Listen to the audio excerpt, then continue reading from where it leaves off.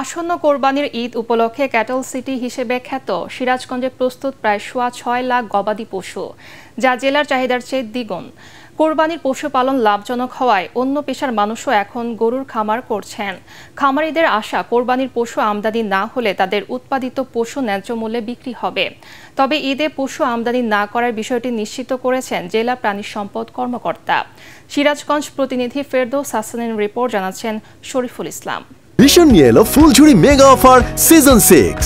এই অফারে ফ্রিজ কিনলেই পাচ্ছেন নিশ্চিত 12 সেটের আকর্ষণীয় গিফট বক্স একদম ফ্রি। উত্তরবঙ্গের প্রবেশদ্বার বঙ্গবন্ধু সেতুর পশ্চিমে সয়দাবাদ ইউনিয়ন পরিষদের দ্বিতীয়বারের মতো নির্বাচিত চেয়ারম্যান নবিদুল ইসলাম পেশায় পরিবহন ব্যবসায়ী হলেও এখন ব্যস্ত সময় পার করছেন গবাদি পশু লালন পালনে। কয়েকটি গরু দিয়ে শুরু করলেও তার খামারে এখন শতাধিক পশু। নিজ বাড়িতেই গড়ে তুলেছেন বড় আকারের খামার। প্রথমে আমি শখের বশতে লালন পালন করেছি, কিন্তু পরবর্তীতে আমরা দেখি যে না, এটা একটা লাভজনক ব্যবসা। আমার পরিবহন ব্যবসা আছে, পরিবহন ব্যবসার পাশাপাশি এই গরু পালন কিন্তু আমি করি লাভজনক ব্যবসা। তার মতো এখন অনেকেই নিজ নিজ পেশার পাশাপাশি করছেন গবাদি পশুর খামার। লাভজনক হওয়ায় অনেকেই অতীতের পেশা ছেড়ে মূল পেশা হিসেবেও বেছে নিয়েছেন পশু লালন পালনকে। মূলত কাপড়ের ব্যবসার পাশাপাশি আমি নিজে চেষ্টা করতেছি আমার খামারটা বড় করার জন্য। আমার খামারের গরু গোলার 100+ গরু আছে। গরুগুলা যেগুলা খাদ্য খাওয়াই আমি, খোল, ভুট্টা, ভুসি, ন্যাচারাল খাবার, ঘাস। খামারিরা জানান, সম্পূর্ণ প্রাকৃতিক উপায়ে তৈরি স্বাস্থ্যসম্মত খাবার খাওয়ানোই বাজারে এসব গরুর ব্যাপক চাহিদা।